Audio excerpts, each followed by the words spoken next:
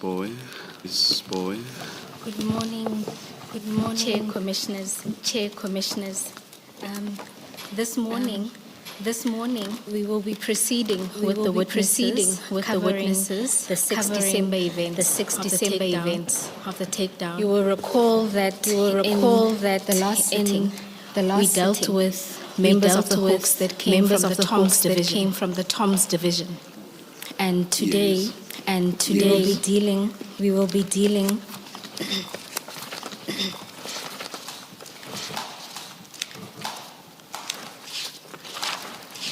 with three members but the division serious organized crime investigation Do we unit. still want to hear anything about what all these officers want to say? Isn't the only person we should hear from really General?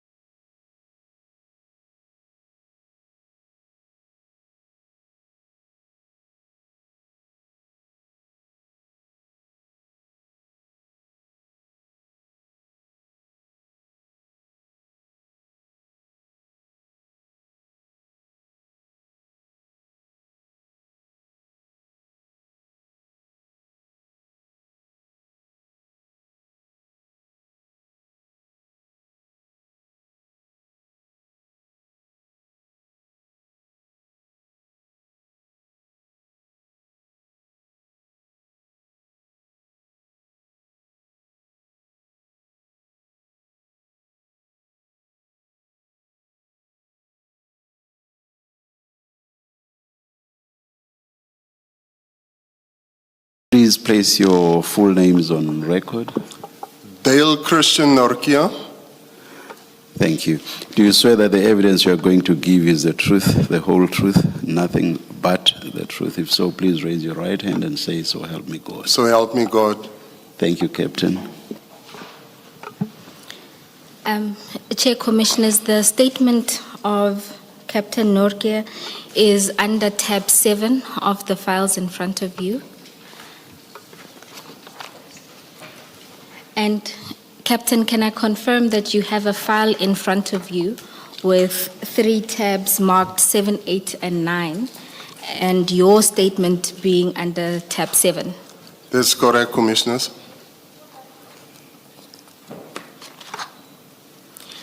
And Captain, in your statement, or in the file before you, there is an unsigned statement that we made corrections to. Can you confirm that this is the statement that's in your file? That's correct, Commissioners.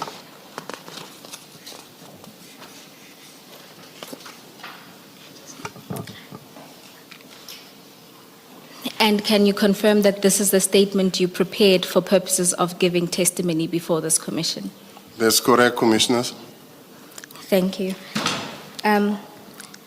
Captain, can you go to paragraph 2 of your statement where you deal with your background? Can you briefly summarize your background for the commissioners? That's correct, Commissioners. I started my career in the police in 1987, underwent my training at Bishop Lavis College in Cape Town.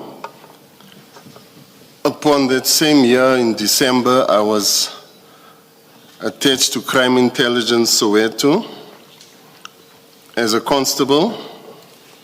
Between 1995 to 2002, I was stationed at the then Syndicate Fraud Unit, Johannesburg.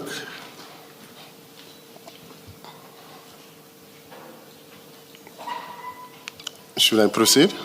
Yes, please. And more recently, or after 2002, where were you stationed?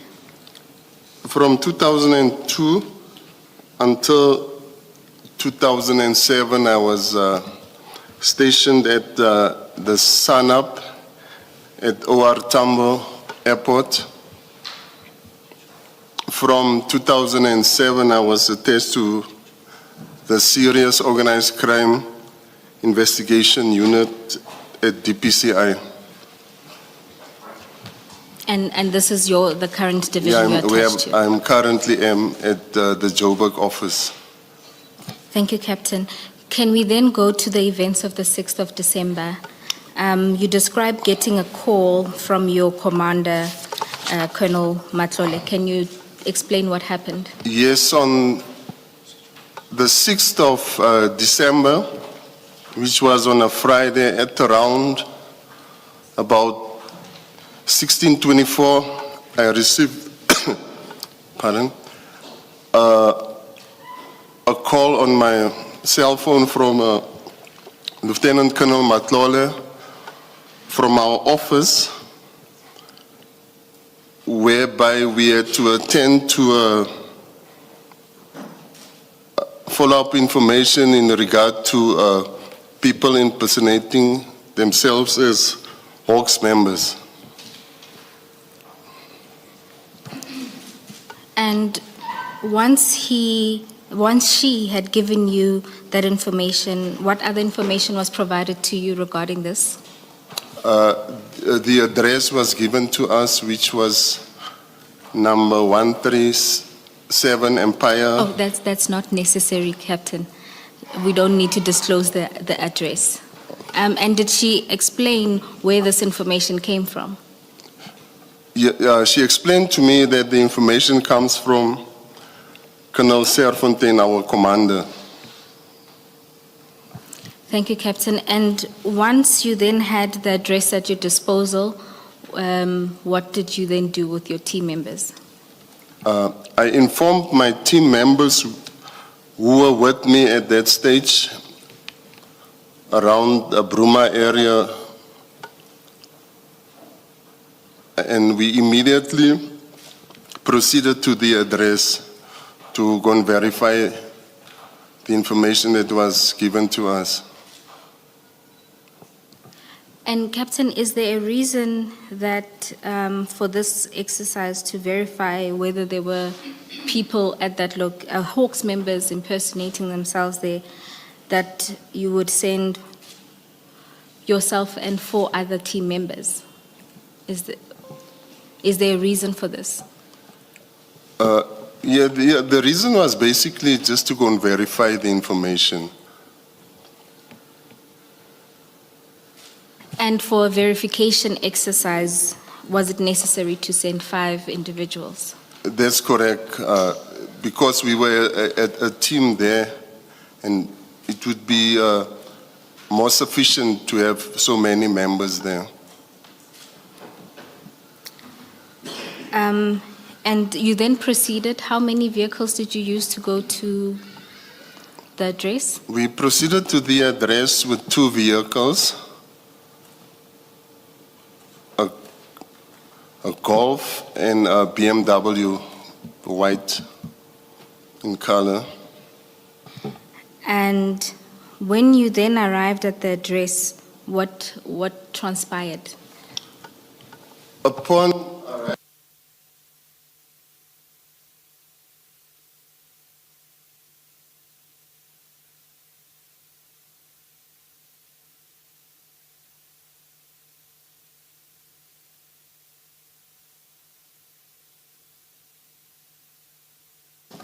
Captain, your mic.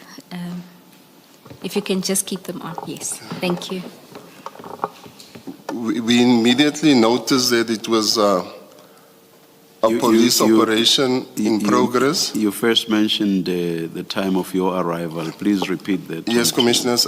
We arrived there around about 5:15. And upon disembarking from the cars, we could notice that there was like a police operation in progress. Pardon? In progress, could notice that a whole lot of members around the vicinity of the crime scene. Police members clad in balaclavas and with rifles and sidearms.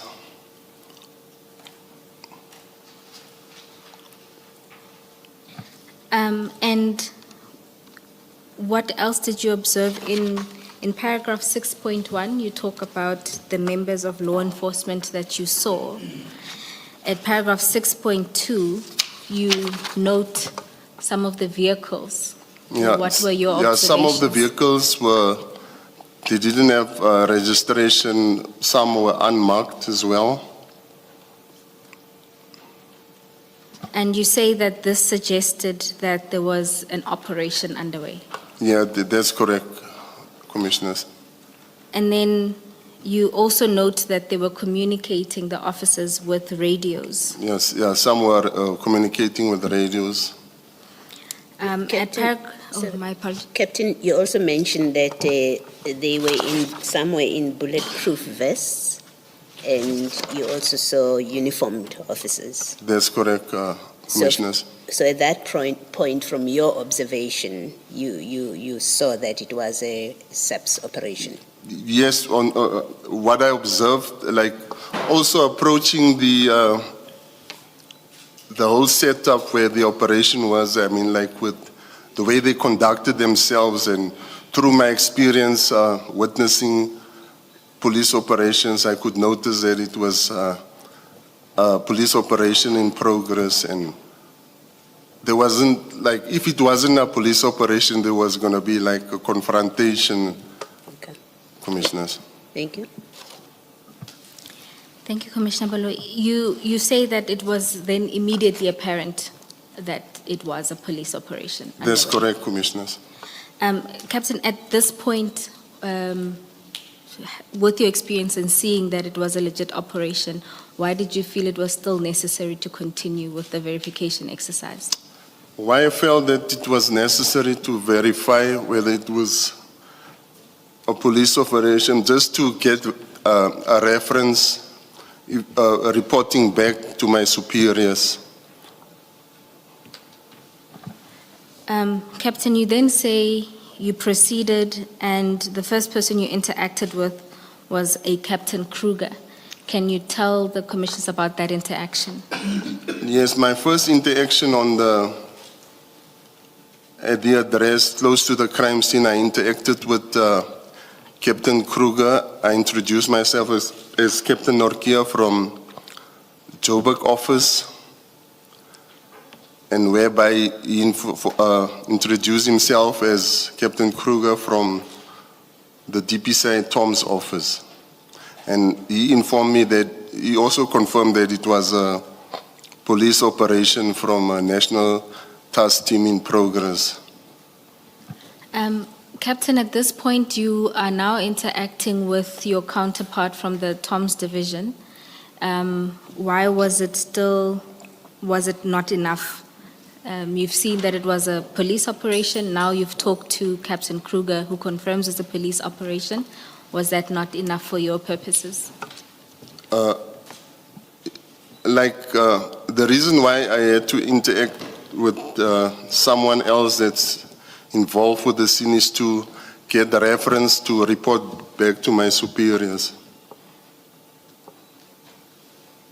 So once you talk to Captain Kruger, you then say the next person you met was Captain Wanda. That's correct, Commissioners. Can you explain what happens then with the interaction with Captain Wanda?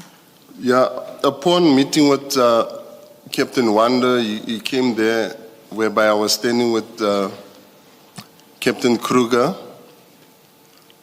and he informed me that they were engaged with an operation whereby they executed a J50 warrant, an arrest warrant, as well as a J51 search and seizure warrants, whereby I asked him for a case number and or an inquiry number, and he didn't divulge that to us.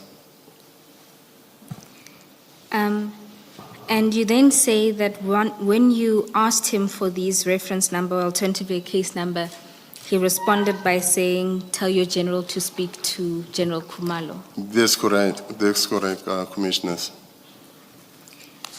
You then say after this interaction with Captain Wanda, where you now don't get the reference or case number, you then establish contact with Colonel Matlole.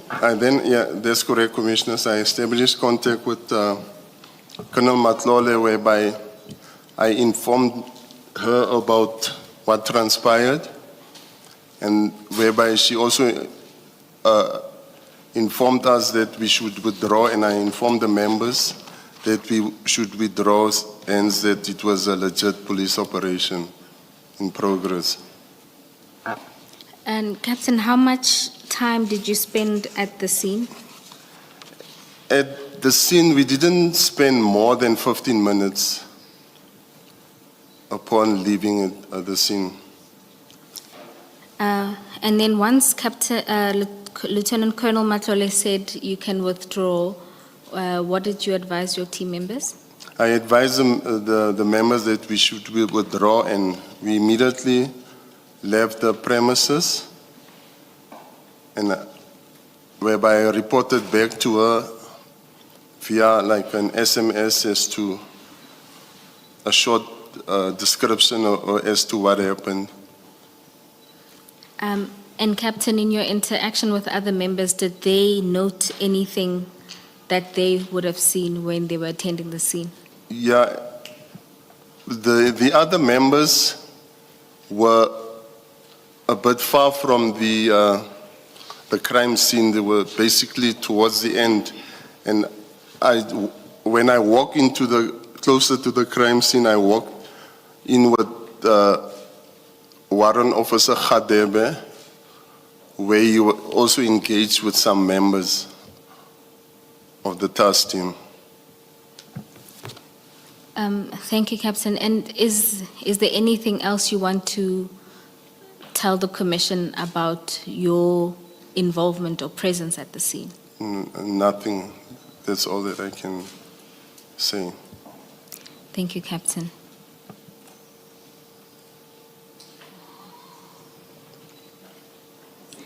Captain, was this the first time, or do you have other experience where you've been instructed by your superiors to go and attend to a scene because of supposed information that someone is pretending to be a police officer? Is this something common and that you have experienced? No, this was basically the first time, Commissioners. All right, thank you.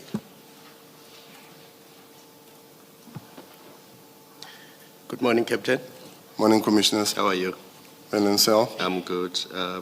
I have 3 points, and the first 2, I think you're just going to confirm what should be general knowledge. The address where you are based in Diagonal Street, from there to this address at Sandhurst, it's about 11, 12 kilometers, right? I think it could be more than that, Commissioners. Yeah. I've checked, I think it's 12 kilometers. And the point I want to make is really that if the team from the Diagonal Street office could go to Sandhurst to verify that this is a legitimate police operation, there was no need to bring people from Pretoria North and people from Mogale City to come and verify the same thing, because the team from Diagonal Street could clearly do that. And based on what you are telling us, you did in fact go there and verify that this is a police operation. That's correct, Commissioners. Yeah. So I'm worried about what the Pretoria people and the Mogale City people were doing at this address in Sandhurst. The other thing is, in your statement, you say immediately when you got there, it's paragraph 7, you could see that this is an official SAPS operation. So you saw that immediately when you got there. Now, what entitled you to a reference number and a case number in relation to the J51? Once you know that these are the police and you can see that your Tom's colleagues are there, you fulfilled your mission, because your mission was to go there and check if there are people impersonating the Hawks. Once you got there and you see that they are legitimate Tom's people, they are legitimate SAPS people, that's what you were sent there to do. And that's all you needed to report back on. I don't understand why you needed the J51 reference number or the case number for the operation, because that borders on interference. Yes, Commissioners. Can I just explain why I needed the reference number? The reason why I needed the reference number is to report back to my superiors as to, like, normally what happens, I have to report back using a reference as to, we engaged with the investigators there, and they were engaged with this operation using this case number or this inquiry number. It was for our own reference as well. But you are interrupting what they are doing, because if you are saying they must now stop and attend to you and give you details of the operation, you are interrupting what they are doing. That's my problem. Commissioners, we were not interrupting with them because they came to us. We didn't ask for them. They came right there to us and informed to say that they are engaged with executing a J50 and a J51, and whereby I asked just for a reference, whereby I can report back to my superiors as to say, we went there to go to verify this, and members were, and whereby I just report back to say members were busy with this regarding to this case. I don't think you needed a reference number for that, and you could still report despite the fact that you were not given a reference number. But it's a reference that would be needed from our office. Did you get it eventually, the reference? I didn't get the reference number because Captain Wanda informed us to say that he wouldn't divulge any much more in regard to the case. It's just what they were busy with, executing the J50 and J51 warrants. So my point is, you could still report to your superiors without the reference number, because that was not necessary. I could. That's why I reported it without the reference number with the commissioners. Thank you. Captain, what did Colonel Matlolo say to you when he gave you the instruction? That we should proceed to the address and to go and verify whether, because there's information that there's members, to verify whether it's that there are members impersonating themselves as Hawks members. And you say upon receiving that instruction, you immediately said to your team that you were with, let's proceed to that address. Yeah, I spoke to the team and then we proceeded to the address. And when you got there, you parked your vehicles and you proceeded, you in particular, with Warrant of Sakadebe, you proceeded to the gate. That's correct, Commissioners. Was there any discussion amongst your team, you and your team, what you're going to do when you get there? Yeah, upon receiving the information, I informed them the discussion was about to go and verify whether there were genuine Hawks people there. Yes. You didn't know what you were going to find there? You were just told there are people that are impersonating That's correct, Commissioners. the Hawks, and That's you correct, just Commissioners. proceeded, parked your vehicles, and proceeded to the gate That's correct, Commissioner. without any plan of what we do if we find indeed these are impersonators. No, the plan was there. We were going to act if we saw that it was an illegitimate operation. What was the plan? And at which point did you discuss the plan? I'm putting this to you, I'm asking you this because you are going into a scene that you're telling us you knew nothing about, except that there are people who are impersonating the Hawks. So this is a scene you know nothing about. That's correct, At Commissioner. which point do you discuss a plan about how you're going to approach this, which you don't know anything about? Hence that we were not going to rush into the scene as to just blindfoldly. We were going to approach the scene systematically if it was not a genuine scene, and from there we were going to call for more backup. At which point did you or would you discuss a systematic approach? I ask as a layperson. I imagine you walking into a scene that potentially has got criminals who are armed. That's correct, potentially, Commissioner. and I'm assuming you know nothing about that scene, unless you know what's going on there from your discussion with Captain Matlole. With Colonel Matlole, unless you know what's going on, I'm assuming you go there knowing nothing about that scene and you potentially expect there are criminals. At which point do you discuss your approach to that scene?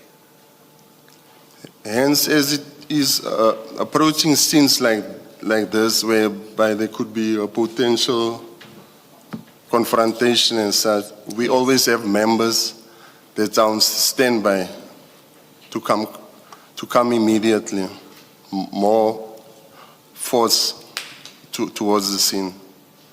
And you would have, summoned them once you meet resistance? That's correct, So Commissioner. effectively, what you're saying to us is you walked into an unknown scene without a plan at that point, and you walked straight up to the gate. No, it's not that we walk straight up to the gate. Yes. What we observed from a distance, we could see that it was a police operation in progress, Commissioners. Okay, so even before you got to the gate, you were satisfied this looks like a legitimate police operation? That's correct, Commissioners. Okay, thank you. Thank you, Chair. Chair, one more question. Captain, if I can refer you to tab 9 of the file in front of you, you'll see there's a sticker, of course, marked EAK1. It's the last document in the file. Can you see that? Just repeat that again. In tab 9 of the file, the yellow tab, you'll see there's a yellow sticker that's marked EAK1. Yes. And it looks like a screenshot or picture of a conversation. At the top, it says EAK1 Colonel Sarfontaine. Yes, I see it. And that is a incident report That's that correct. was sent to Colonel Sarfontaine. Have you seen that incident report before? Yes, I've seen it before. And is this an account of what happened? That's correct, Commissioners. Now, if you go to number 2 of that incident report, it says they informed us that they executed a J50 and J51 warrants, and they didn't want to show us J50 and J51. That's correct, Commissioners. Following on Commissioner Kumalo's question, did you ask to see those J50 and J51 warrants? No, I did not want to see them or ask for them, commissioners. So is that not an accurate reflection then of the incident report? Just a rephrase? Is point 2 accurate, an accurate description of what transpired? That's correct, commissioners.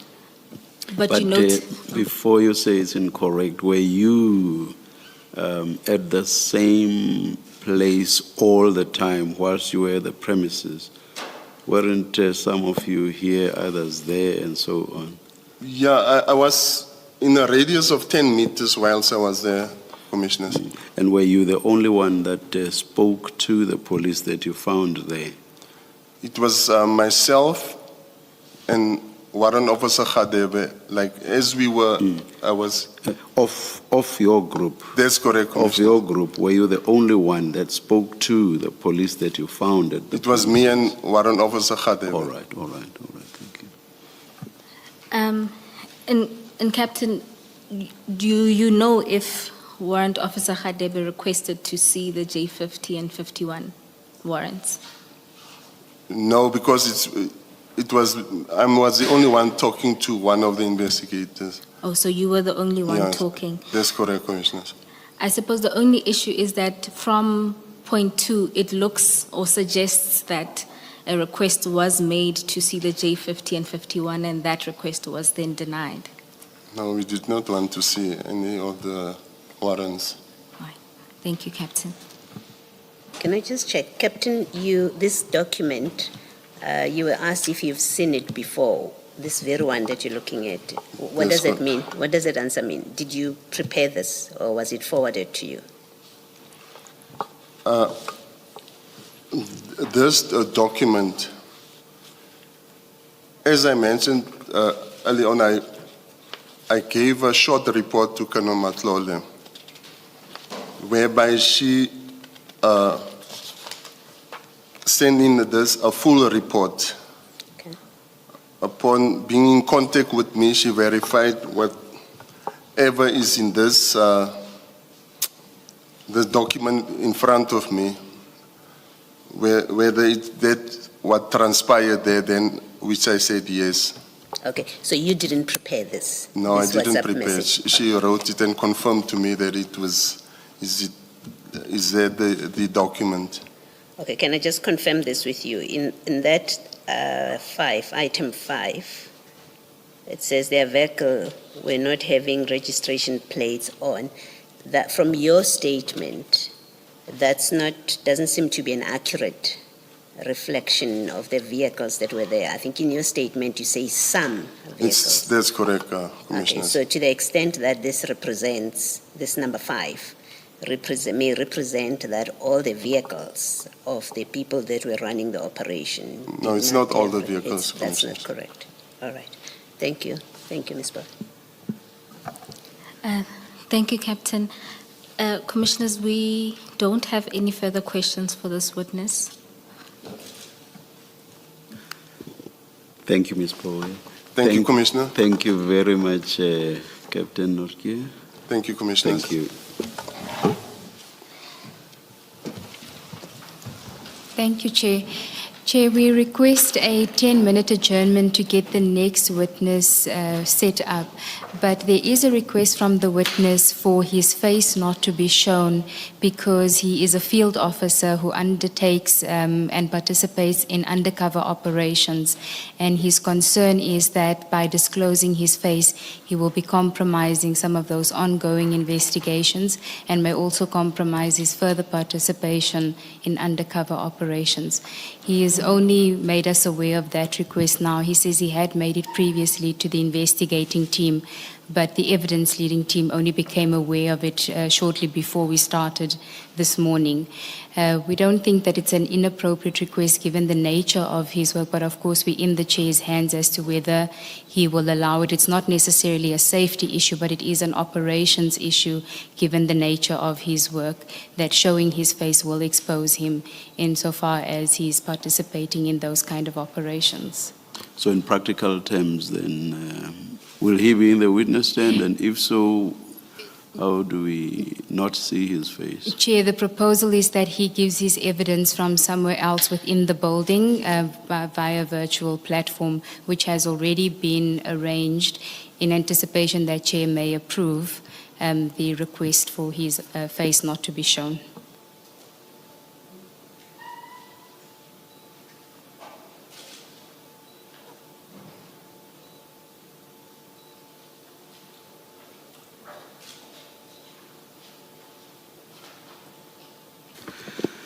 That's in order. Thank you, Thank Chair. you. We'll adjourn. We'll hear from you. Thank you, Chair. Oh, look, I'm looking in the wrong direction. Thank you, Very Chair. sorry. Thank Miss, you, Ngube.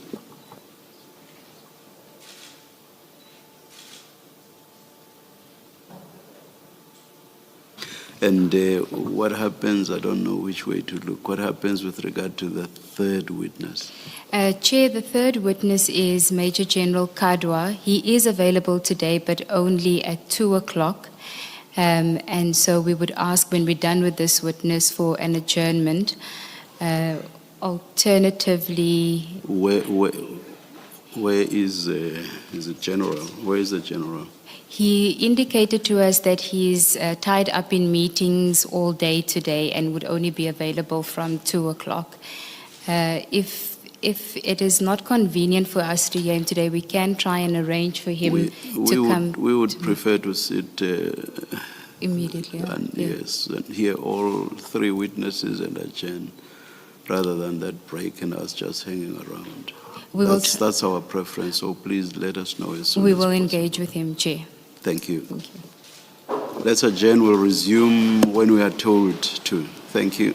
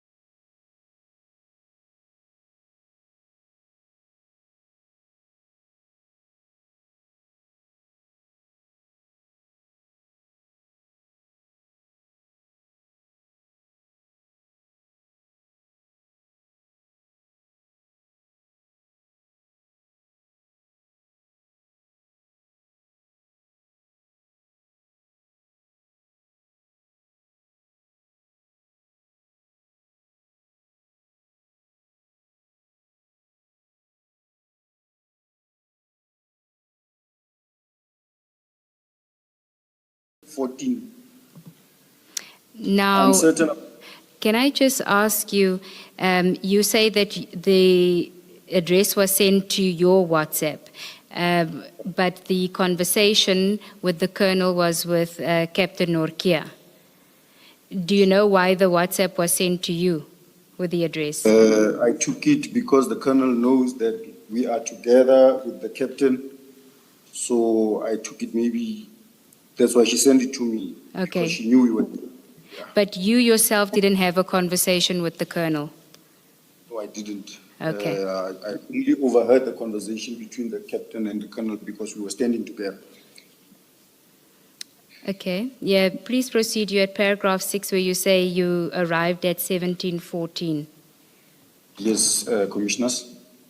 We arrived at 1714.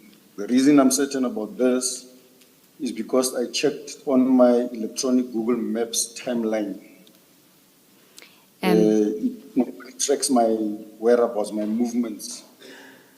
If I can ask you in that same section to go to page 5, you will see there's an annexure PMR1.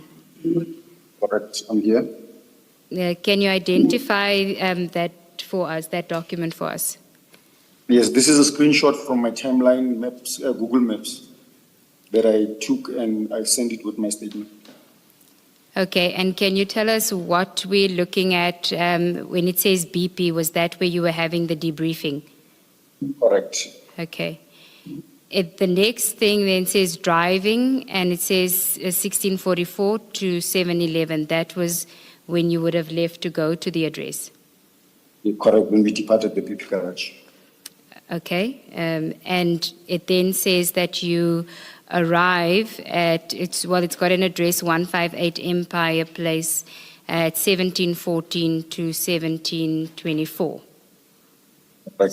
So you say the 1714 is the time that you arrived? You're correct. Okay, please proceed. Okay, upon our arrival, I observed there were vehicles at the entrance of the premises. You again fading, Warrant Officer. Can you just move closer? Am I clear now? Yes, it's better. Yes. Upon arrival at the address, at the entrance of the address we came to, there were vehicles parked outside and police members standing at the gate. We drove onto the left-hand side opposite the entrance, opposite the road, across the road actually, where there was a black Mercedes-Benz that was parked with 3 males that were standing behind it. We parked in front of that Mercedes. And then, as I alighted the motor vehicle crossing the street, I noticed a colleague of mine that I know, Sergeant Sipho Mthethwa. I know Sergeant Sipho Mthethwa because I used to work with him at PIU.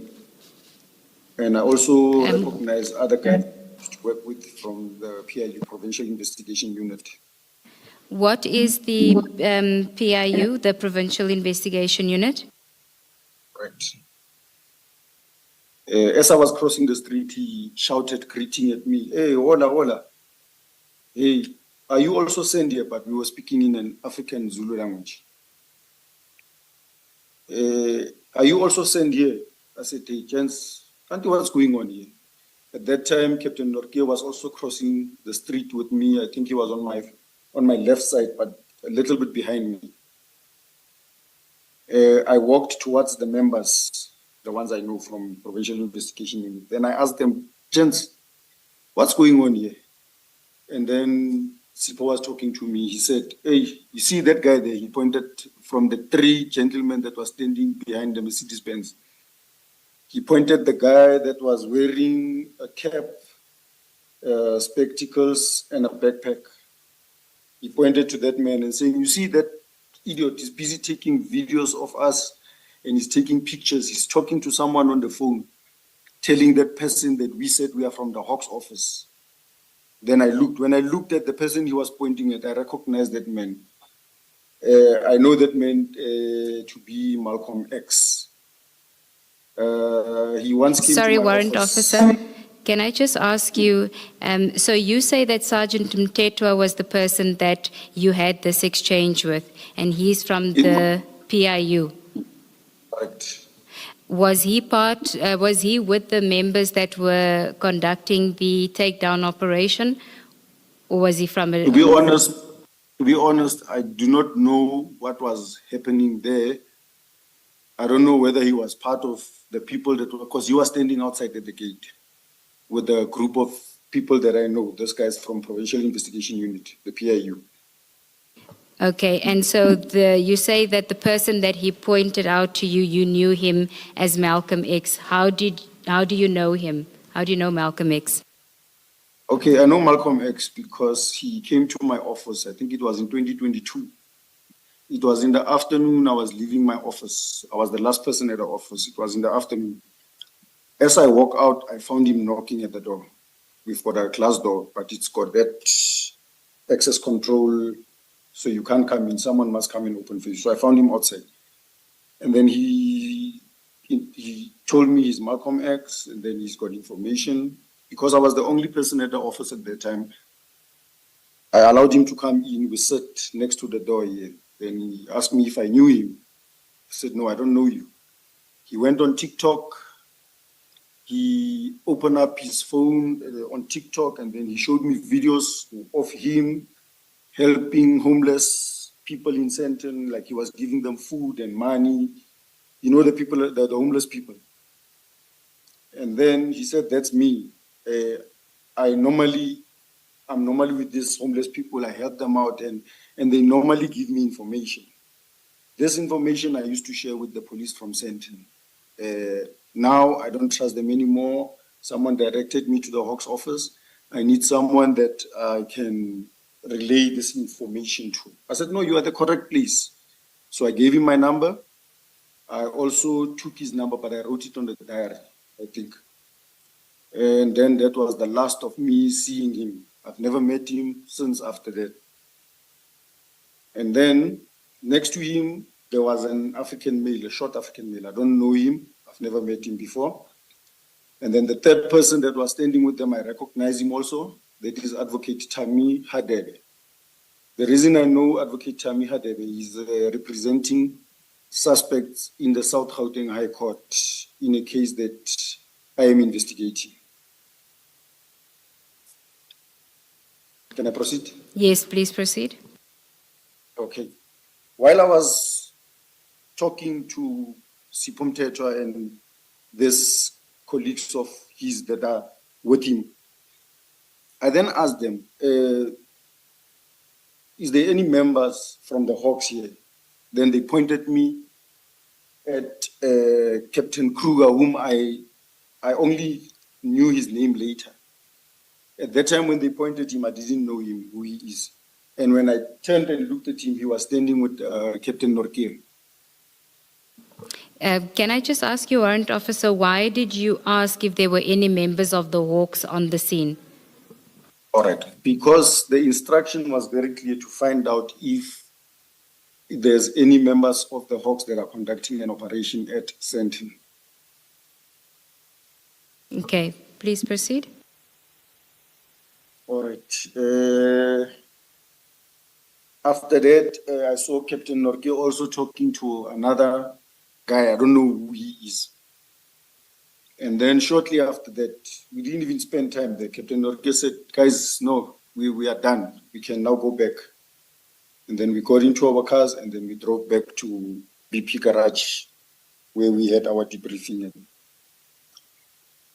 And do you recall what time did you leave the scene? Okay, if we go back to my timeline, it was at 17:24.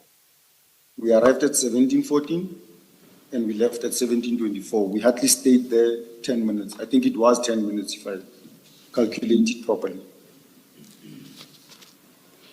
And you say after that you went back to the BP garage? Correct. And when we left the place, when we were walking to our cars, I could see Captain Kruger also walking towards the car that was parked across the street. So I take it he was also leaving that time. Do you know whether there was any report that was compiled or filed regarding this incident by the Hawks?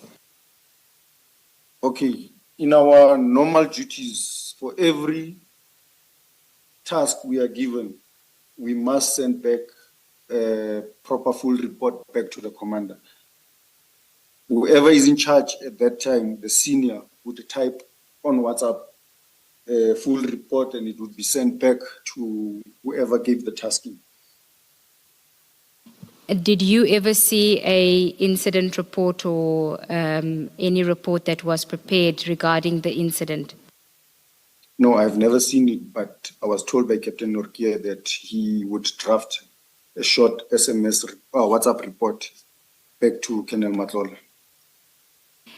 Now, according to your electronic timeline, it seems that you were at the address for about 10 minutes. Is that correct? That is correct.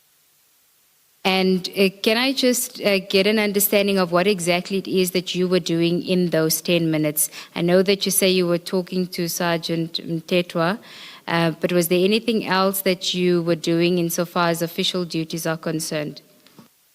Nothing, Commissioners. And from your point of view, you not only because you knew the people that were on the scene, Sergeant Mtetwa being one of them, but also because of what you observed, you knew immediately that it was an official police and legitimate operation. Correct, Commissioners. So, again, just to find out from you, why stay for 10 minutes if you knew that from the onset? All right. Commissioners, when we are working as a team in the police, normally the person in charge would be the one that is doing the talking. We cannot just jump into a crime scene and everyone do as he pleases. That's why we handed over the platform to Captain Norkia to address the issue. So it was just unfortunate that I saw people that I knew, so I couldn't just stand, and that's why I went to them and we interacted, we talked, we spoke. So that 10 minutes, we had given it to Captain Norkia to explain our purpose for the visit, and thereafter lead us, tell us as to what must we do. And then just finally, did you notice if Captain Norkia was speaking to anybody from the takedown operation? I don't know whether there were members from the takedown. I saw him talking to Captain Kruger and another police member. I think that is Captain Wanda. There is a report in the incident report that was submitted where there is an indication that Captain Kruger had tried to get some information, but it seems that the takedown team chased him away. Did you witness any of that? No, I didn't witness that. Okay. And then you are now aware that there have been allegations that members of the Hawks team were attempting to interfere with the arrest operations of Mr. Katiso Molefe, and that those members had golf T-shirts branded with the Hawks emblem. That would have been your team, correct, that had the Hawks T-shirts? The members that were wearing Hawks T-shirts were from my team, that's correct. And but did you... the part that we didn't even know whose house or address we were visiting. Did you witness any of your team members interacting with the takedown team in a manner that suggested that they were attempting to interfere with the arrests? That never took place. I never witnessed any. And you say that you were quite a few members that went, but in your evidence you only reference Captain Norkia from your team and yourself. Where were the other members of your team? The other members of my team were standing across the street next to our vehicles. And what were they doing? They were just standing, like I explained, with our unit in most cases, we attend to crime scenes that are already attended by station members or other units. So it is a norm for us that when we attend to a specific crime scene, the only person that will start the conversation to where we are going to will be the person with a higher rank amongst Warrant us. officer, please speak close to the mic. All right, am I clear now, Commissioner? Yes, yes. When we arrive at a crime scene, the officer with the high ranking rank would be the one that is doing the introduction and will explain the purpose for our visit to that crime scene. Then only in a case where the scene must be handed over to us, there will be a walkthrough first, and then the scene would be properly handed over back to us. So that is why even when we got to that scene, we didn't see any danger. That is why we allowed Captain Norkier to be the one going to do the introduction and explain the purpose for our visit there. It is just that unfortunate part where I saw someone I knew, then I left the members there, then I crossed the street and I went to the person I knew. Can I ask you to just go to section 9, the file divider that says 9, and if you can go to page 5.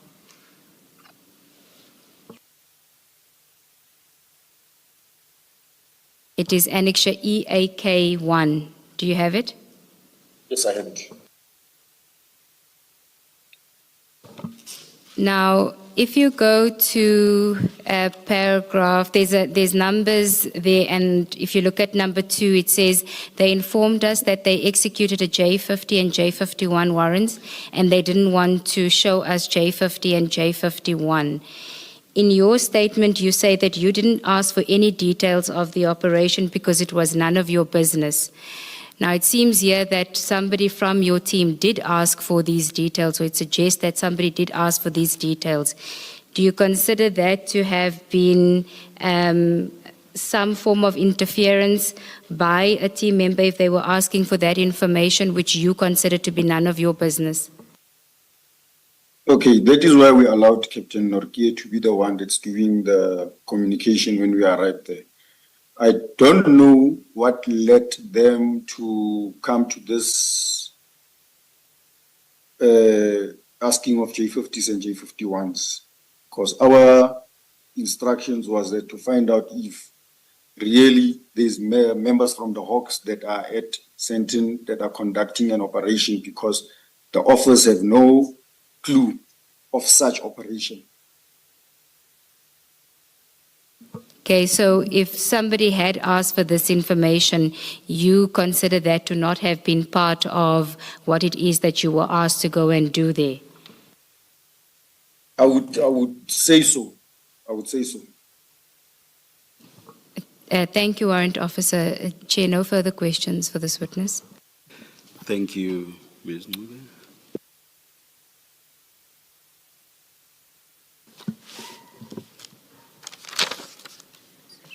Warrant Officer Hadebe, in your statement at paragraph 8, where you mention Sergeant Mtetwa, if you go after where you say how he greeted you and this is how you're commonly known, you then say, when I approached him, he asked me, did they also send you? You see where I'm reading?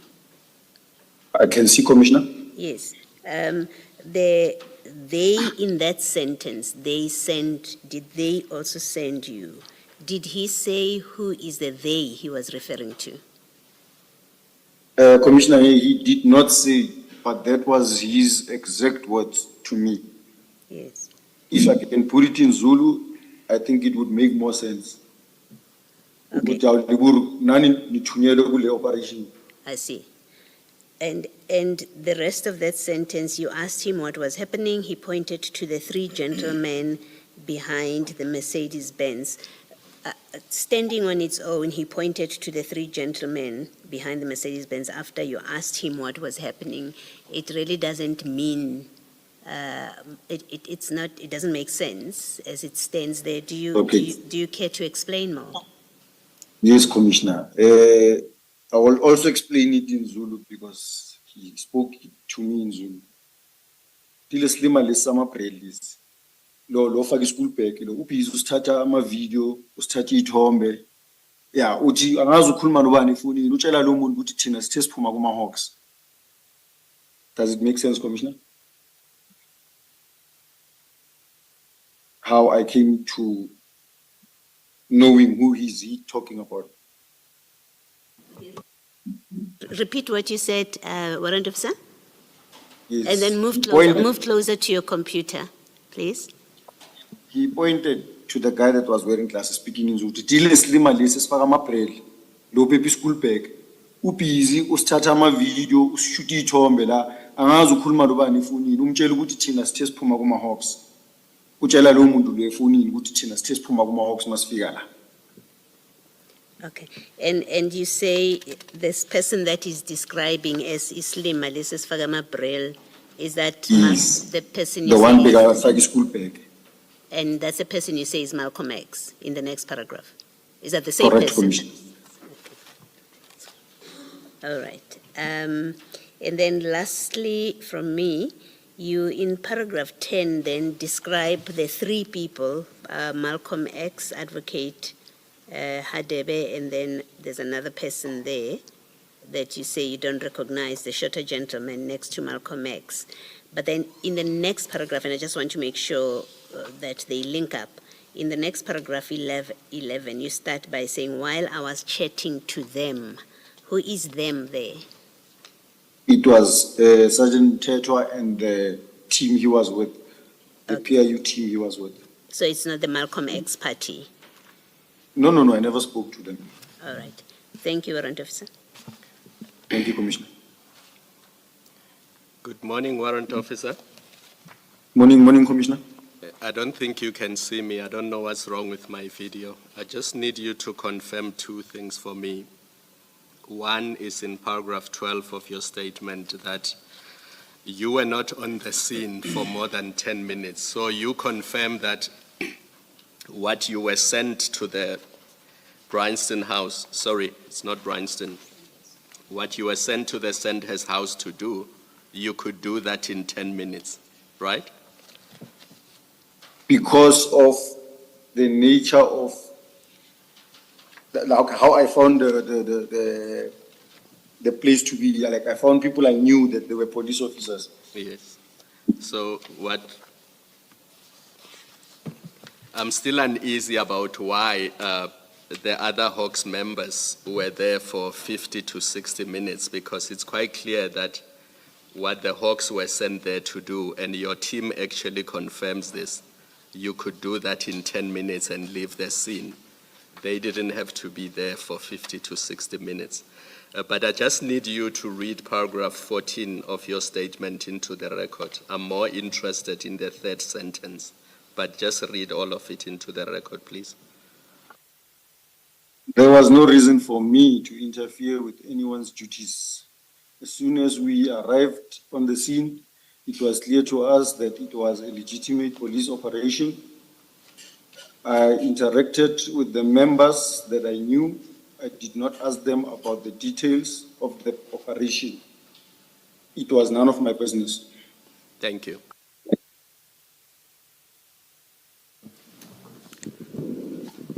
Warrant Officer, I don't know whether I should call this advice or a request. Look at the last sentence of paragraph 7 of your statement. There you say, I also noticed 3 black males standing behind the black Mercedes-Benz. That's a very anachronistic way of describing people. I'm sorry, Commissioner. I actually meant to say 3 African males.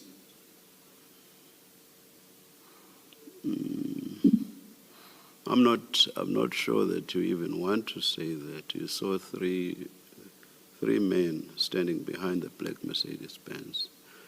Did it matter if they were black or white or African or white? Didn't matter. Race there is totally irrelevant. This has everything to do with how you would find people described, especially in trials. It would be a Bantu male, a Bantu female, black male, black female, when race had nothing to do with it whatsoever. From now onwards, you should please try to avoid that. If race is irrelevant to what's spoken about, there's no need to specify it at all. Thank you very much, Warrant Officer. Thank you, Commissioner. Noted. I'll move, Commissioner. Oh, there's a question from my co-commissioner, Commissioner Baloyi. Yes. I'm still here, Commissioner. Yes, Warrant Officer, just so that I understand, we're looking at this sin against the context of this sin that we are discussing with you and your presence there, is that there is a Hawks team that comes there with, I think it's Captain Kruger that you mentioned in the statement. We know now we have evidence that there was also a helicopter which was mobilized, and your team also gets mobilized to be on the scene, and all of these are Hawks mobilized entities. Now, and the reason you all say you were given to be at the scene is you were told that someone is pretending to be from the Hawks, and you must now go and verify this. Now, and here's what I'm trying to understand is, in the normal course, do you, for example, as a team member or as a team, do you know what other teams of the Hawks on any given day are doing and where they've been deployed? Or their deployments, Okay. in fact. Is that something that is shared across the Hawks on any given day of operations? Commissioner, for all Hawks members, before conducting any operation, the member must first send an operational plan to the office, to the immediate commander, explaining briefly what operation is he going to conduct, where is he going to be, and with how many members. We sometimes utilize members outside the DPCI, meaning our uniform people, our flying squad, or our TRT. We mention them in the operational plan. That operational plan is sent to our immediate commander. Our immediate commander will therefore send it to provincial. Provincial will therefore send it to head office. This is not shared to the members on the ground. It is just for commanders to know the whereabouts of the members and what they are doing. You would not have known, for example, that Captain Kruger on the day had another operation elsewhere? Correct, Commissioner. I wouldn't know. Okay, thank you. Thank you, Commissioner. Thank you very much, Warrant Officer. Chair, there's just one more question for, we are able to share the screen now. Warrant Officer, are you able to see the photograph on your screen? Correct, I can see it, Commissioner. You indicated in your statement that you saw a black Mercedes-Benz. Is that the Mercedes-Benz? Correct, that's the Mercedes-Benz, Commissioner. And you say you saw 3 gentlemen, but there's only 2 now. Can you identify any of them? I see one is banded there with red sneakers, so I see 3, though I can't see his face, that one there. Oh, yes, that's correct. The Yes, one- he's standing against the pole. Yes, Commissioner. The one that's wearing a blue shirt, I think it's a blue shirt, on your right-hand side. Yes, Not the one with the hands at the back. yes. The one that's, I think he stretched out his arm. That is Advocate Tami Khatebe. Okay, and the other gentleman with his hands behind his back, that's the gentleman you don't know. I don't know the gentleman. And the person with the red sneakers? I can't see him.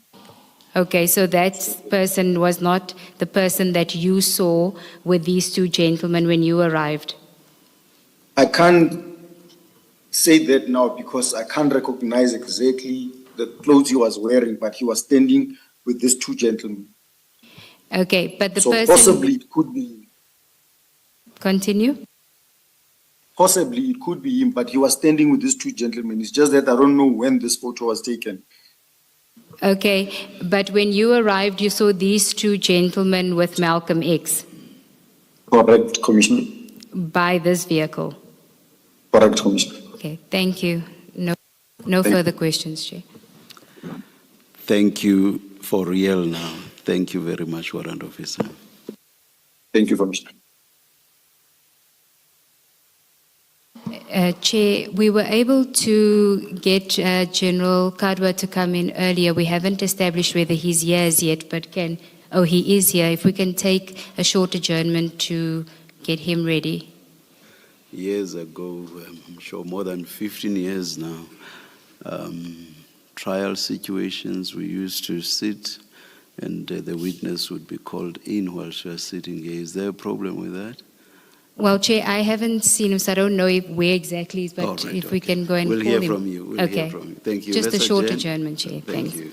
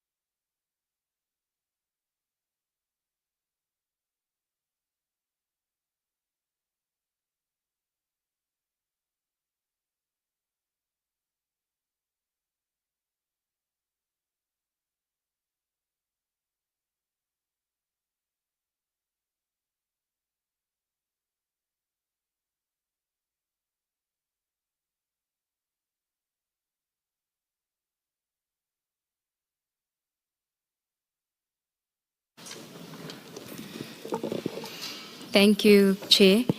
The next witness is Major General Kadwa, and he has no preference. Good morning. Is it still morning? Good morning, General Kadwa. Please place your full names on record.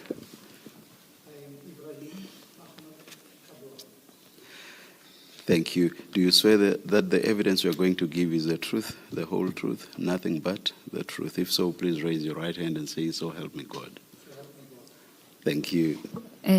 Thank you, Chair. General, could you please just switch on the microphone and leave it on? Yes, just the one. Thank you. In front of you, you should have a file that has a section 9 at the end, a file divided with section 9.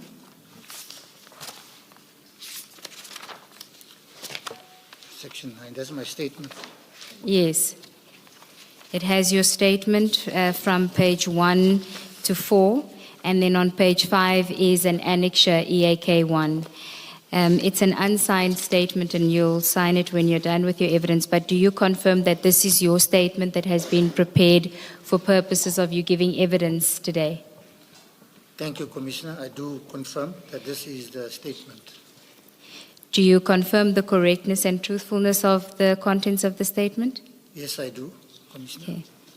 Okay. If we can then start on page 1 of the statement at the introduction, if you could just give us a brief summary of your career in SAPS and your current position. Thank you, Commissioner.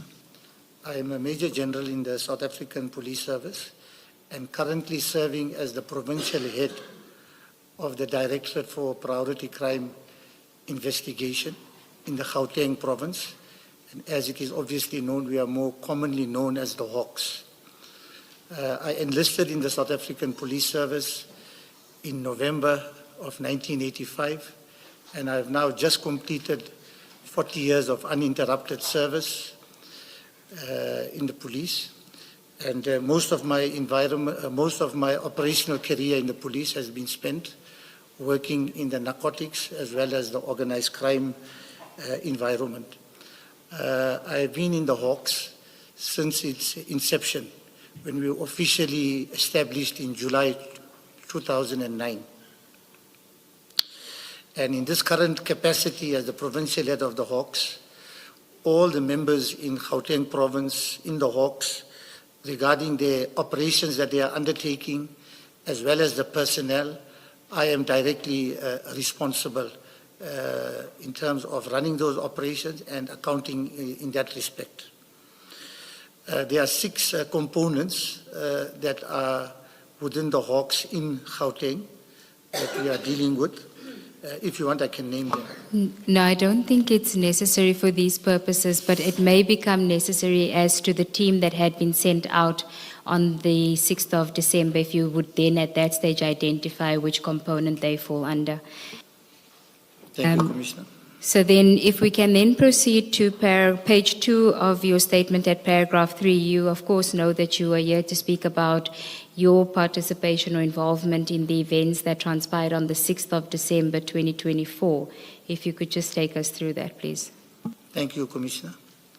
So on the 6th of November, which was a Friday. December. I think November is now embedded in my head, sorry.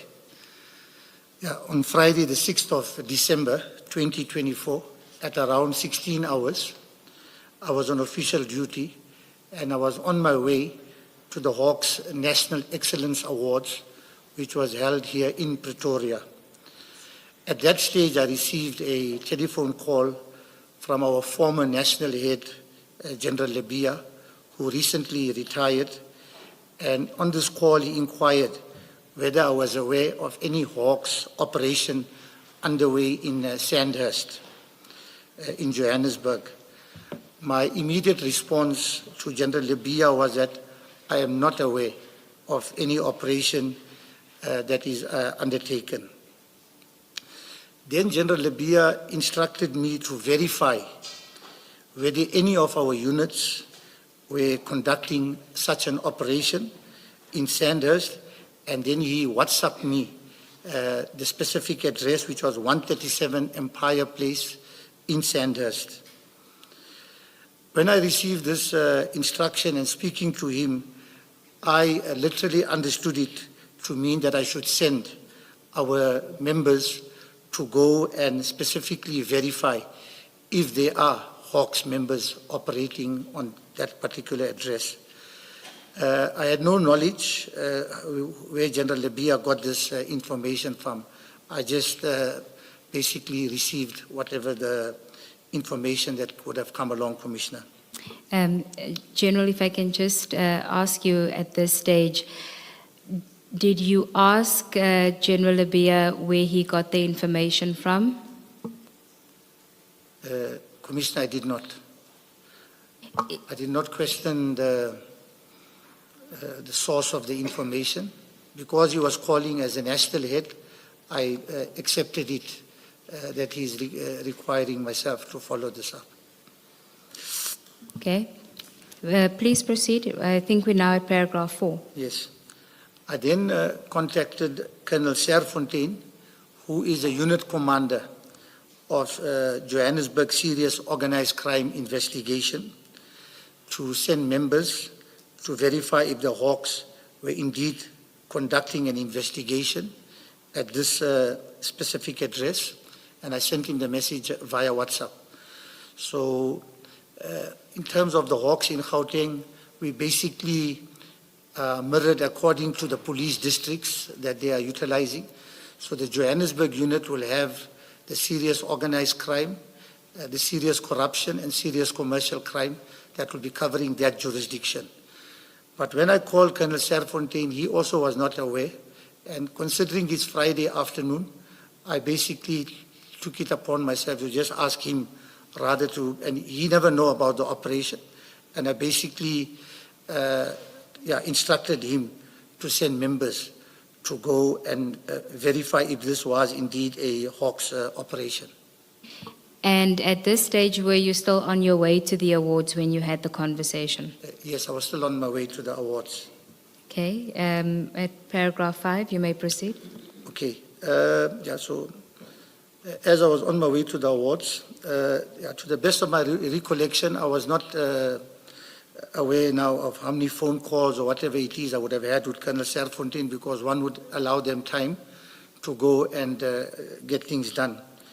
But when I arrived at the Excellence Awards in the east of Pretoria, we basically would assemble as the senior management of the Hawks, together with the dignitaries that would have been invited to a VIP waiting room.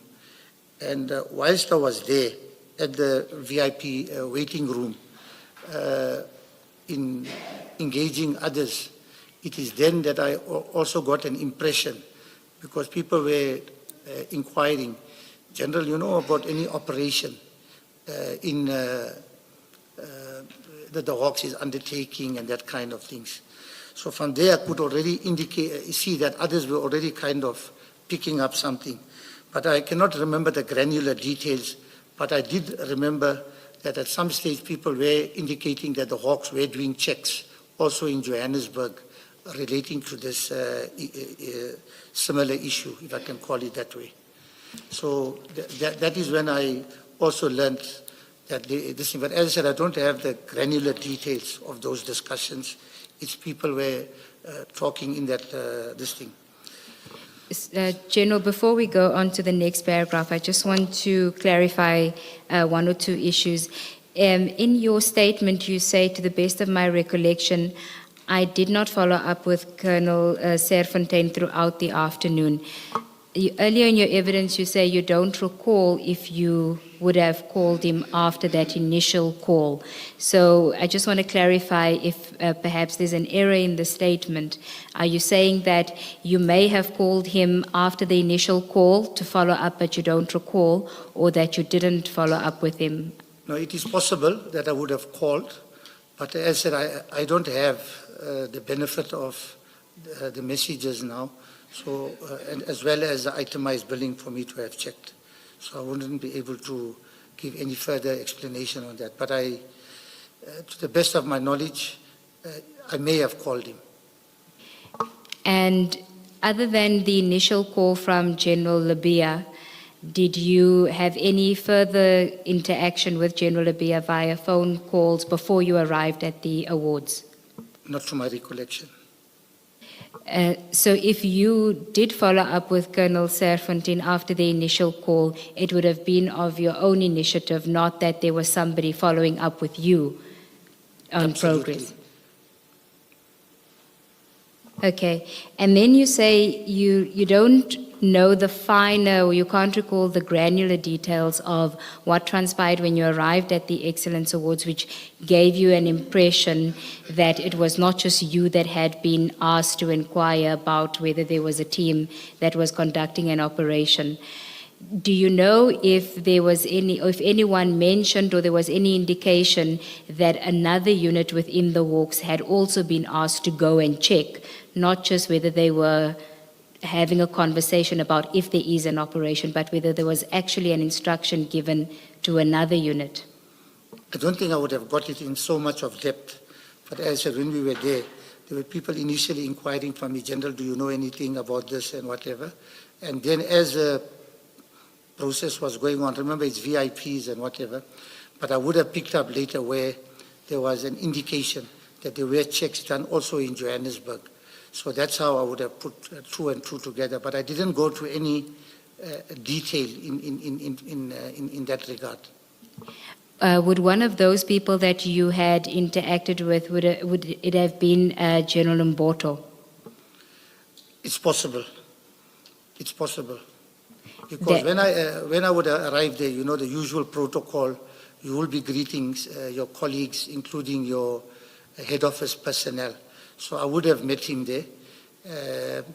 And there's a possibility he would have spoken to myself. But as I said, I never, at that stage, thought it now necessary now to, I can't recall now.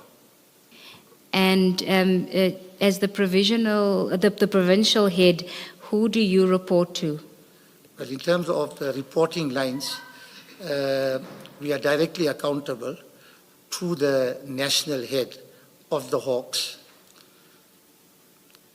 So you would have at that stage reported directly to General Labia? We're reporting directly to General Labia, and it remains like that in terms of the protocol. Okay. Although if you take General Mboto's position, he is the Divisional Commissioner for National Priority Offences Operations. So in certain instances, if there are operational matters that he is directly coordinating, then we will be accounting to himself. In other words, if it falls within his area of responsibility, you would have to follow an instruction given to you by him? Yes. Okay, but that was obviously not the case here. Not because the national head would have been the one who called me directly. Okay.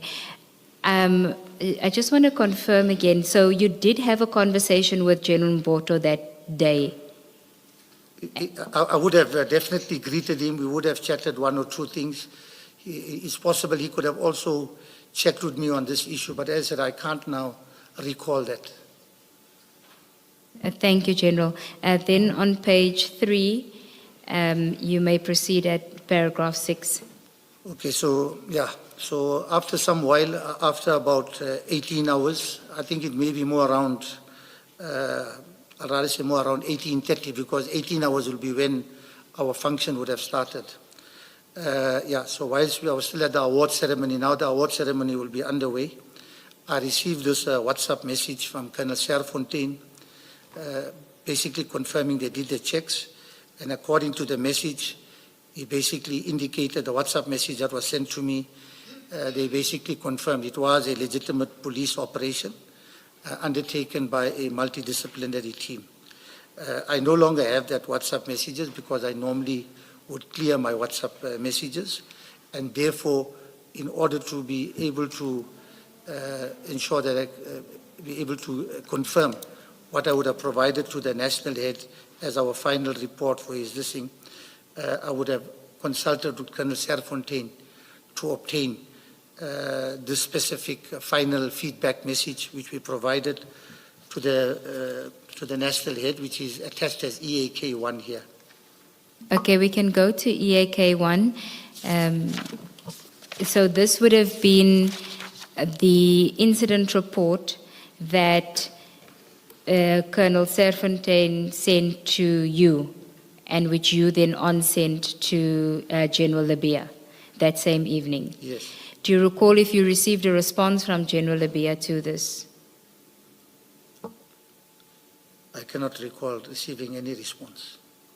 Okay, if we can then just deal with the response. Did you follow up with Colonel Serfontein telephonically regarding this report, or did you just accept it as the report and send it to General I Labia? basically accepted it as a report and forwarded it to the General Labia.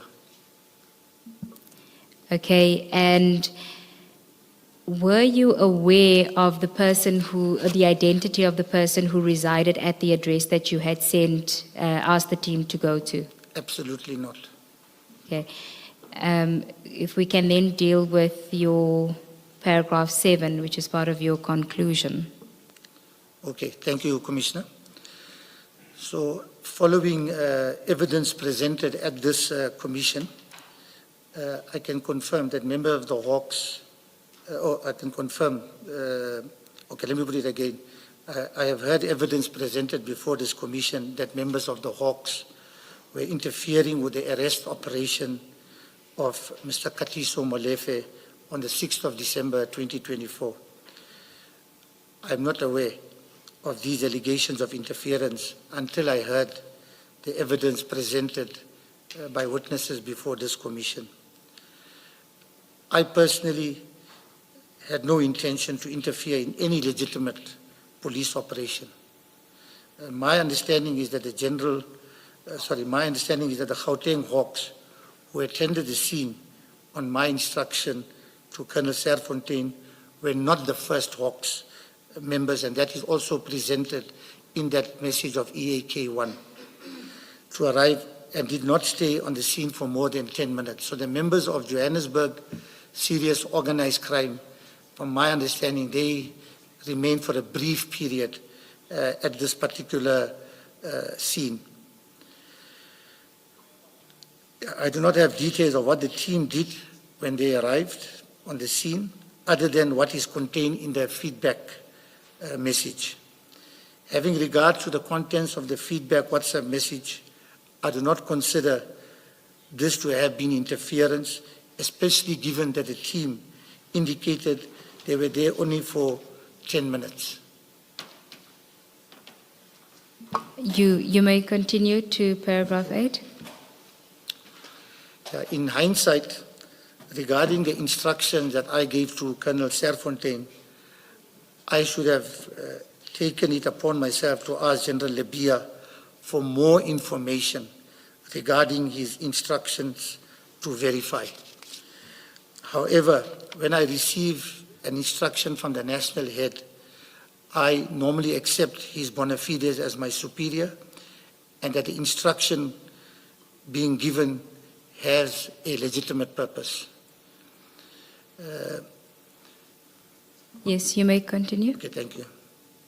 So had I been approached by a member of a lower rank or a member of the public directly, I would have adopted a different approach, where I would basically have done some due diligence in terms of obtaining the details of the person, why they are basically making these kind of claims, and then depending on the situation, depends who's calling.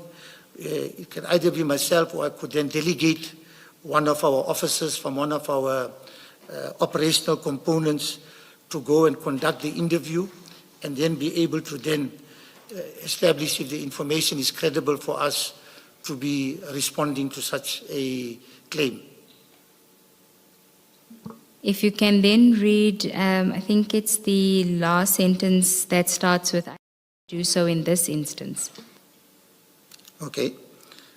I did not do so in this instance because I accepted that if the instruction is coming from the national head, he would have satisfied himself that the source was credible and that I did not have to do so a second time. Thank you, Commissioners. That's all the questions I have for this witness. Good morning, General. Good morning, Yes. Commissioner. General, maybe to start off, as head of the Hawks Gauteng, the Tom's team, does it fall under you as well? No. Just explain that structure. Okay. So the TOMS is a national competency, which stands for the Tactical Operations Management Section. It is a head office based competency. However, it is there in the larger interests of the Hawks as well as the broader law enforcement fraternity. So what the Hawks will, what the TOMS will normally be doing is proactive operations, providing also tactical support when required. And in terms of the TOMS, we know that a lot of the operations they are doing, as I said, they are serving the broader law enforcement fraternity. There is times they will work in my province as well as in other provinces in the mutual interest of basically resolving cases. In some cases, they would be the ones having the information.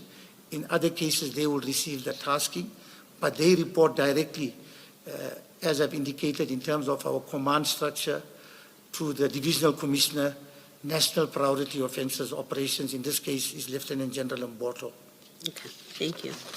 Now, when General Libya calls you and say you should go and verify this operation, you would have responded to him that you are going to do that, to execute the instruction as Yes, you describe Commissioner. it. You would have indicated that.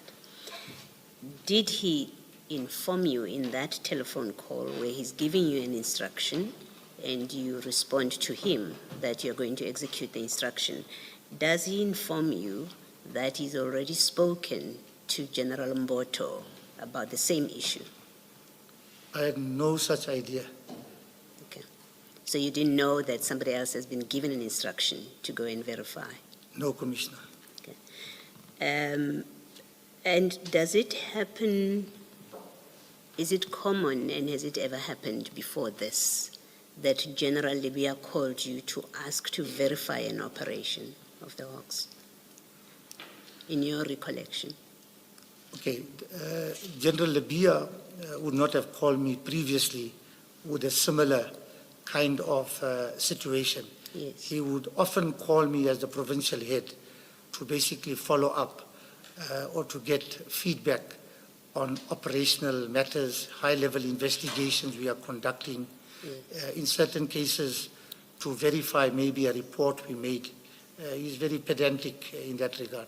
Yes, but I'm asking specifically about a live operation that's happening, to call you and say, I want to know what's happening right now in that operation. Never before. This was the first time he did that. And I understand your statement to say, in fact your answer now, that you didn't know that there was another team that has been sent to go and do exactly that which you sent Serfontaine to go and do. Absolutely not. Yes. In fact, just maybe to clarify, so when the General asked me if our province, if I'm aware, if any operations are done, and when he provided me the address, I took it upon myself then, because he's giving the instruction, check this address out. But maybe he was asking me to maybe check with everybody, you know, instead of sending people. But I understood it to mean send people, because we are in Gauteng. Yes. There are people claiming to be from the Hawks. And in terms of our reputation and with the national head calling, it was going to be very important that we be able to do that. Yes, but the point that I was seeking to establish with you is that you didn't know that General Mboto was also looking at the very same issue that you've been asked to look at. Not in this case, until I arrived at the venue, Yes. and then I got a sense there was another team that was there. And then you say at paragraph 8, I should have asked General Libya for more information, but you explain why. You say, when I receive an instruction from the national head, I accept the bona fides. I don't have any difficulty with that. And then in the next paragraph, you say, had I received this instruction from someone of a lower rank or a member of the public, I would have at the very least, asked for details of the person who had given the information, and I likely would have tasked an officer within my unit to interview the person to establish whether the information was credible. It is that last part.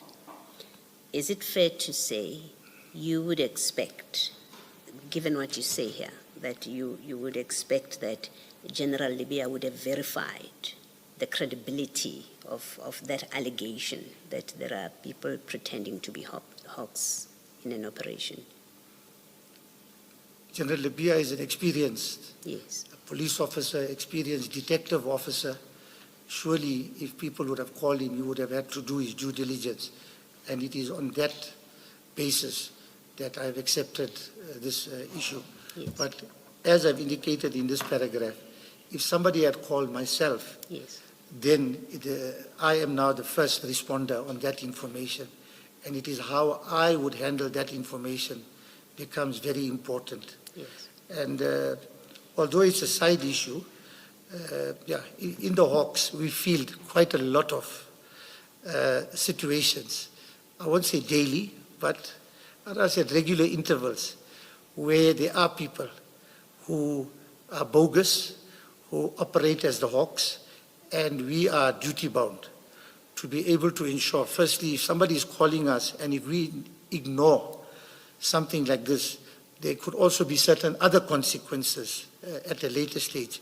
We are dealing in a very parasitic kind of crime ecosystem where there is corruption and collusion at different levels. Even the prison walls are not safe. We have done operations from the Hawks, specifically in my province, which was aired on carte blanche, where there are syndicates operating from correctional services facilities in this very city, and where they are able to obtain extensive information regarding individuals that they can basically prey on, to be able to call to say, I'm from the Hawks and I have this investigation or I have this warrant of arrest. They have mastered to manipulate people with social engineering tactics, just enough for those people to make speedy payments. And we have successfully dealt with syndicates involved in that way. We have people who would be calling in all kinds of mock-up situations where people will call ordinary people, even pretend they are sitting by some form of police things. We had instances where people would have called me whilst I was the provincial head and claiming that they are from the Hawks, and there would be people who were telling us they've been wearing Hawks golfers.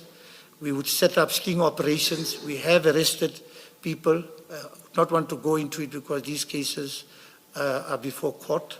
But I'm just giving Commissioner a lowdown of the kind of realities that we would be facing with. And I think the important thing in this position of trust is we have to be receptive and responsive in the way we deal with people. And in your responsiveness, you still check the credibility of the allegation. I imagine if I called you in the morning and said there are people here, that will not be sufficient for you to send 5 vehicles to my property. There would have to be certain amount of, I'd rather say, during that telephone call, or depends in what way the person's approached you, just to get some sort of basic before you deciding to what risk levels or threat levels you are going to take such a response forward. Thank you. Thank you, General. Thank you, Commissioner. Thank you, Chair. It's still morning. Good morning, General.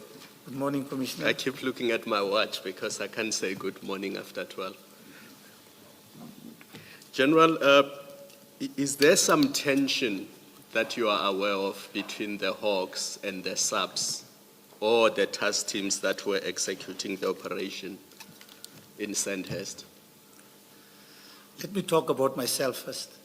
I think the way we operate, because we are very much about collaboration, it is very important that we are not transactional. it is very important that we maintain very strategic partnerships in dealing with people. From myself, I think I normally enjoy quite a, I'd rather say, courteous relationship with my counterparts and able to get ourselves moving forward in doing things. But to answer your question, I think it would be a big lie if I told you that there was no kind of simmering tensions in certain quarters. But I think the most important thing as a professional police officer for us is to ensure that we subscribe to our code of conduct, our oath of office, and be able to ensure that service delivery is professionally executed to our nation. And as the Hawks, we are also dealing with international partners, so to also ensure that when we're dealing with them, that at all times we be able to display ethics, integrity, unity in the way we are doing things. Thank you. In your response to one of the earlier questions, you said there could not have been interference because your team was only there for about 10 minutes. What, in your view, would constitute interference? If they were there for an hour, for example, would you regard that as interference? I think the most important, if you're looking at interference, is what exact conduct those members would have done. If they went there to try and do things that would be improper in trying to say, we would want to know where you get this and starting to verify things, I think then you're getting into this. But from what I heard in the testimony here, I am very satisfied that there was no interference by our officers or other officers, because they just basically did the basic thing to go there. Once they confirmed they were police officers, they got some basic details, and they basically would have left. So for me, that is definitely not interference. No, but let's take a step back. In the middle of your answer, you said if they started asking questions and started looking for things, that would be interference. Did I understand you correctly? Now, if they start, if they starting getting into deep stuff, but I mean, if you say, who are you, where are you from, that basically, there is no interference in that. Because so if they said, you've told me that you are executing a J50 or J51, let me see it. Let me satisfy myself that you are in possession of such document. Would that be interference according to you? I think that is going to be going in that bounds, if you really now, because once you have confirmed they are police officers, once they have explained you they are doing an operation, I think that is sufficient. Now, if you are really demanding these other things, then it will be a problem. Perhaps if the people were refusing to show you the appointment certificates or give some basic credentials, then you can see there may be a reason for us to follow up that. For example, there are instances where people will claim, maybe not necessarily to be from the Hawks, another area that they like to use, we are from crime intelligence. And they will go to certain premises, and the way they will operate, they will able to do things, I'd rather say, in a way and get away. But when officers are responding, you will find that in checking up on that, you will find that they are police officers, but not necessarily from crime intelligence, because they're trying to use another police division so that if anything has to be done at a later stage, you'll be already on a wrong track. But if you do those basic things, that is not interference, Commissioner. Really, I think that is where they have at least checked, because when you give feedback, your principals may get back to you to ask, did you write down the names of the people? Because today we are operating in an environment where many things, as I indicated, there are people even cloning police vehicles, rapid response vehicles, where the TOMS team, when I was the acting component head for organized crime investigations, there was an operation undertaken by the TOMS team where there were cloned vehicles used to rob delivery vehicles operating from the airport to various areas of Midrand and Pretoria, carrying high value items like cell phones and that. And in that instance, the syndicates were wearing police bulletproof vests. They would be wearing some sort of police uniform enough to kind of this thing, and actual cloned vehicles. So it just shows you to what extent we are dealing with a parasitic criminal ecosystem. General, you've listened to all the evidence and you've also heard from your subordinates. Can you think of any reason why the members that were executing the takedown would regard Hawks' presence and conduct on the 6th of December 2024 to constitute an interference? Can you think of any reason? Okay, to be very impartial, surely if you are executing a legitimate operation, bona fide, you want to be able to concentrate at that operation because you are working at a high-risk environment, looking at the operation they were conducting, looking at the broader evidence.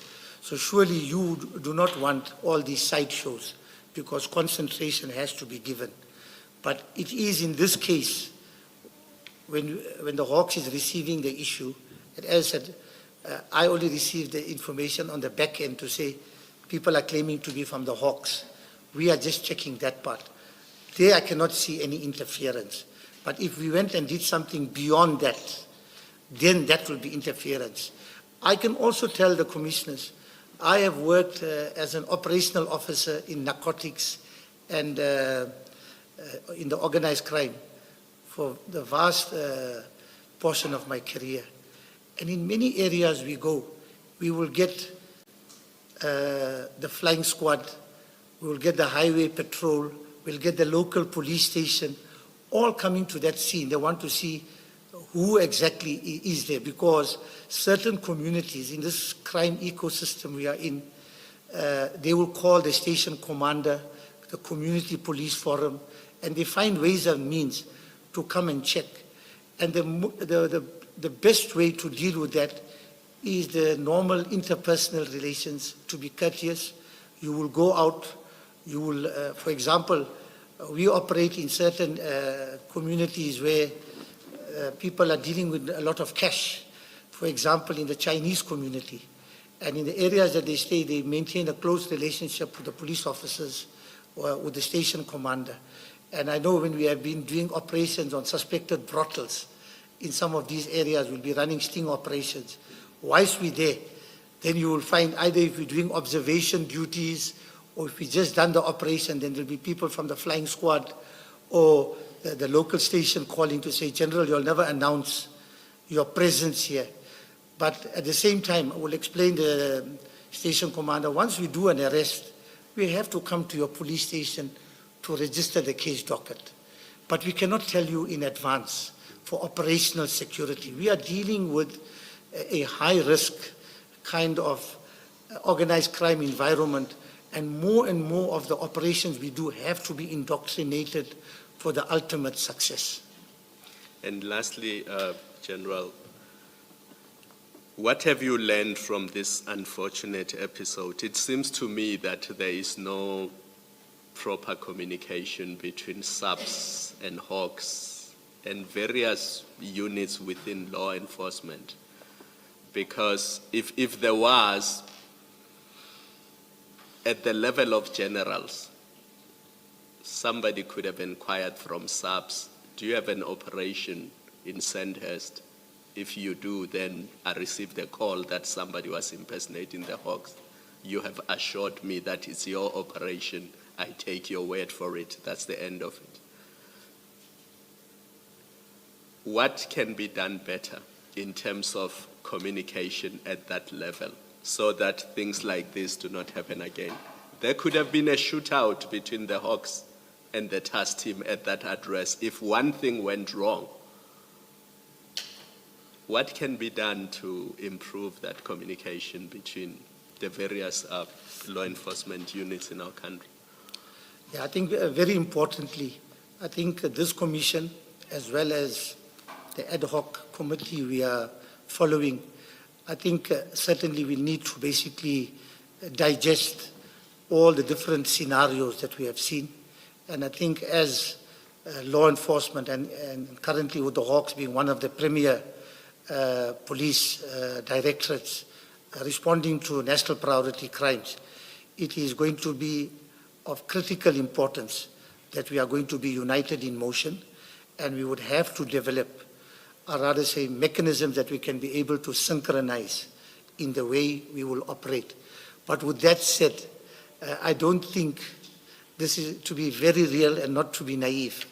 Whether we are watching the FBI in the United States, whether we're going to any other jurisdiction, these professional issues in one or other way do have dynamics. So I think it's very important that we need to be very sober about these issues and not just try and confine this one incident to be the alpha and the omega, but it is an important lesson because we are dealing with high value targets, and it is very important for ourselves that when we are dealing with them as law enforcement, as South Africa Incorporated, we have to be united in motion. So we'll have to develop mechanisms. So if we are running these operations, there could be other ways that we may have to employ that is less intrusive. And certainly dealing with our adversaries, the last thing we want them to be able to detect is that there's some form of division or there's some sort of dissatisfaction. So we have to develop a very pragmatic, a very high-level kind of structured approach in which operations. But with all that said, I can assure you that things still have to be indoctrinated. I think what we are following in this commission, what we are following elsewhere, we are dealing with high levels of collusion and complicity, and you have to be very, very tactical and strategic in the way you basically execute successful operations. Thank you, General. You've used indoctrinated twice. I'm not quite sure that I understand the use of that word in this context. Can you please explain yourself, General? Thank you, Commissioner. I can see you listening attentively. I hope my academia will explain it correctly. I know indoctrinated in other terminology means you brainwash somebody. But with the exposure I have, dealing both locally and internationally with organized crime, and to basically, I think, very relevant to what I'm responding to today, is due to all these dynamics that we're dealing with the issues of interference, with the corruption and collusion, with the access people have, and even in certain instances, you may, as a provincial head, or in the case of the national head or the divisional commissioner for national priority offences operations, there will be certain operations that you will do. They will be basically not following the standard protocol. You may choose a team and they will account directly to you and no one else. And you will manage everything in that operation where there cannot be any opportunities for others to interfere and that kind of thing. So there will be people reporting, the whole reporting lines will be collapsed so that that operation, and I think if you're looking at what we're following here, I think there is a model, if we can call it now, followed by PKTT, that is not in the regular frame of the police. And as I said, horses for courses, where we have to improvise this for maximum and optimum effect, then we must do what we have to do to defeat our adversaries. Thank you. General, just lastly from me, this operation that you were asked to verify or instructed to verify, it's happening in your neighborhood, as in Gauteng. It's your province. You are head of Gauteng. Is it fair to say that you would have been the first port of call, as it happened with General Sibia, because Libya rather, I apologize. As it happened, in fact, you are the first port of call because this is an operation in your neighborhood. Is that correct? It's a fair thing to put. Yes. Okay. And I put to you because we see the involvement of TOMS, which you have said has a national competence. And it would seem to me that it may well be an overreach or an exaggeration, in fact, to go to the TOMS before coming to you or instead of coming to you. As the owner of the geographic area and therefore someone who would ordinarily have better insight on operations in Gauteng, Hawks operations in Gauteng. Do you care to comment? No, thank you, Commissioner. As I indicated, when the National had called me, I understood go and check this address in the literal sense. But I did arrange for people to go. I do not know what was the instructions then given to TOMS or to General Mboto, who would then be the one directing TOMS in dealing with it. And also to maybe just elaborate, other than this issue, the Hawks is also a national competency.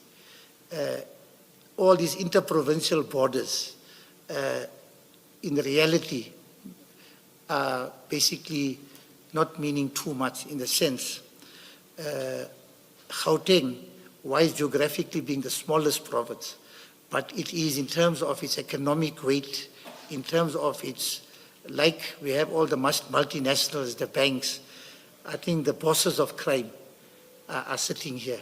It's about crime economics. So with that, many of the operations done even by other Hawks units, from national to other provincial levels, they will be following up in many cases, maybe a cyber investigation, a cyber fraud investigation where the payments would be made here. Maybe they have to come and arrest attorneys or accountants.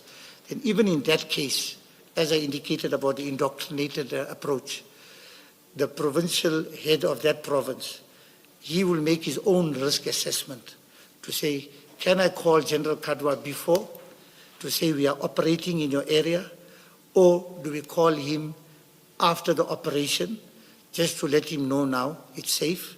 So in anybody making inquiries about Hawks operating here, then it can be at least something he can be able to know what's going on. With that explanation, are you saying there would be nothing unusual if General Libya had said to you, there's a pretend operation in the Free State, go and verify it? You're not suggesting that? No, I'm not suggesting that. Yes. Yeah, no, not in, okay, let's put it this way. This was a very basic exercise. It was just to verify. But if it was something that the national head, who has the prerogative, decided there is something very sensitive, and maybe there is corruption and collusion in a specific province, and then he is now tasking my province, he's assigning my province or myself to basically oversee that operation, then I can go and also operate in any province because he has mandated me to be able to undertake that investigation for reasons best decided by himself or at head office level. Yes. I want to discuss the specific facts. Okay. The facts where there is an operation in Sandhurst. There's an allegation, apparently, that the people who are conducting this operation have said they are members of the Hawks. So your superior calls you and says, go verify. And I was testing the simple proposition that this being your province, as provincial head, indeed, you would have expected, rightly so, that General Libya would call you to verify because this is your area, where this particular operation is happening. You accept that? Absolutely, because when he called me, that's exactly how I understood it. Yes. And that is why I sent other people.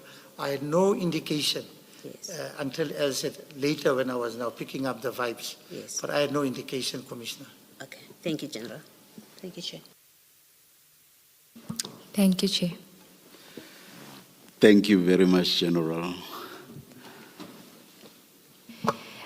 Chair, those are the witnesses for today. We had scheduled Brigadier Mokoena to return, but he's only available tomorrow, and so we will slot him in with the other witnesses that are scheduled for tomorrow. So we would adjourn early today, Chair. I do not know how your scheduling stands, but just as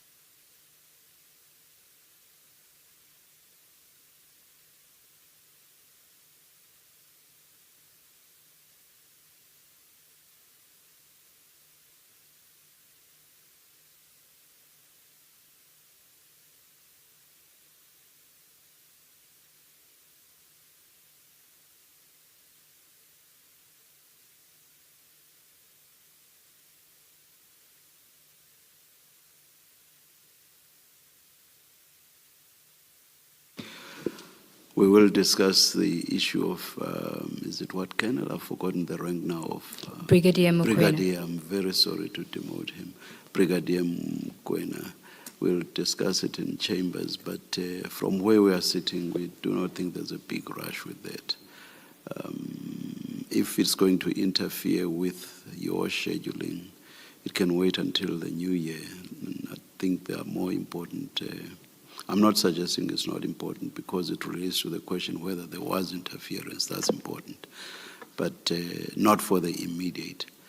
But we are going to discuss. If you felt that there are time constraints and you were just pushing him in, take it from us that it's the sort of thing that you can easily think about having next year or in the new year. But we will talk about it. Thank you, Chair. More. So let's adjourn until 9:30 tomorrow. Yes, Chair.